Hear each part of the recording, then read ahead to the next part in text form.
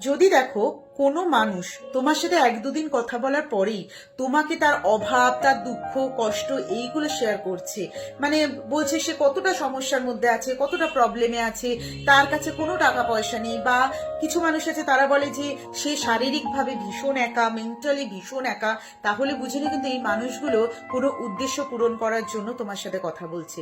এরা কিন্তু তোমার সাথে স্টে করতে কখনোই আসেনি।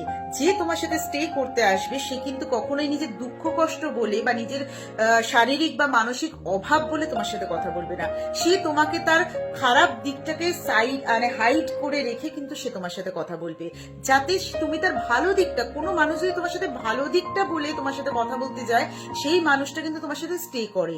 কোনো মানুষ যদি নিজের অভাব দুঃখ বলে তোমার সাথে কথা বলা স্টার্ট করে, তাহলে কিন্তু বুঝে নাও সেই মানুষটা কোনো একটা পার্টিকুলার উদ্দেশ্য পূরণের জন্য তোমার সাথে কথা বলা শুরু করেছে। তো সতর্ক হয়ে যাও।